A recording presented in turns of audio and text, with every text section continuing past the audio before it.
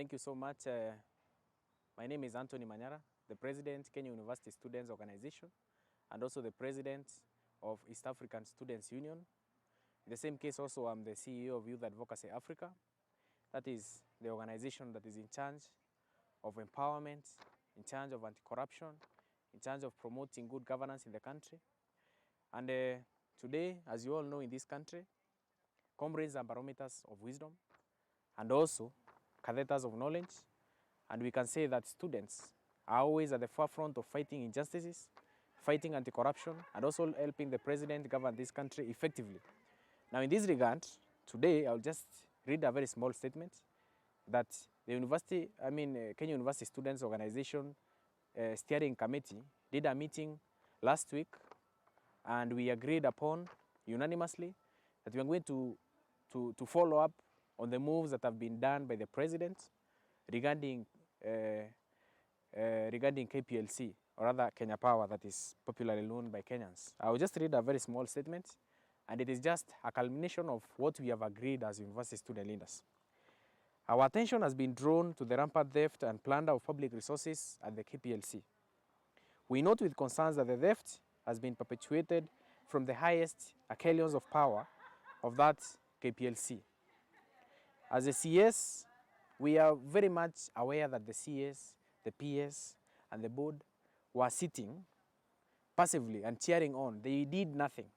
That is why we here have come on board to intervene and also bring out these problems that have been eating away KPLC, which is affecting very many Kenyans. Remember, we are handling a situation that we are amidst a pandemic, whereby many Kenyans are struggling. So we note with concern.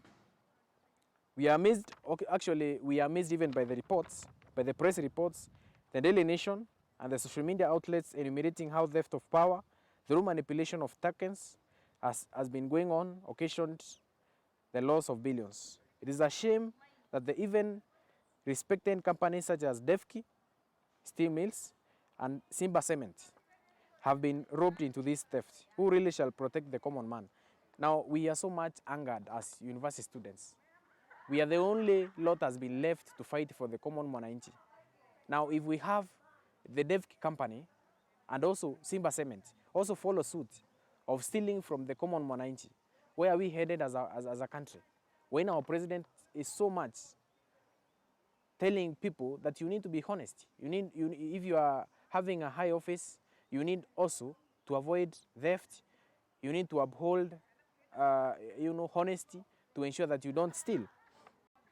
We, however, our concern as young leaders is that at this rate, Kenya Power will join the likes of Uchumi supermarkets and other bodies that have gone under due to sleaze, or rather mega corruption.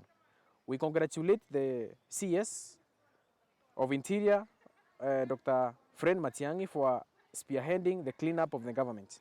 In the same breath, we also want to laud the President, His Excellency the Uhuru Muigai Kenyatta, for the gazettement of a task force chaired by John Gumi, and whose members are respected technocrats such as Justice Ringera and Zioka Waita, among others. I'm saying this because we know the kind of character these men have had before, what they are doing for this country. These are men who are respected. And that is why we want, as university students, to put our faith in the chair of that task force, Bwana John Gumi, to ensure that this kind of corruption is brought out with honesty and integrity. We want to urge them to move with speed and bring down the cost of electricity in Kenya. We trust the government to cash and jail the Kenya Power thieves the same way as others in the Ministry of Sports are now rotting in committee. Finally, as the president of Kenya University Students Organization, I would like to put it very categorically, because we know very well the president has had faith in that task force, and it was just recently put together and brought to the public. It was even gazetted. We want to put an ultimatum to that task force. We are giving you only 5 days. When we say 5 days, that means as from next week, we are going to demonstrate. Simply because tokens have gone high. There is no regulation in KPLC. Who is affecting the common mwananchi? Who is fighting for common mwananchi? Nowadays, you can't tell whether the government is one, whether we have an opposition or we don't. The only people who are left to fight for this common mwananchi is us, as comrades, as university students. So mine is very categorical and very straightforward. This body, this task force, chaired by Bwana Ngumi, please, Spindisha, make sure that these people, or rather the people who have perpetrated this, are brought to book within 5 days. And also in the same breath, I want to say that we expect the power costs are put down for the common mwananchi also to a fund. That is all for today. Thank you.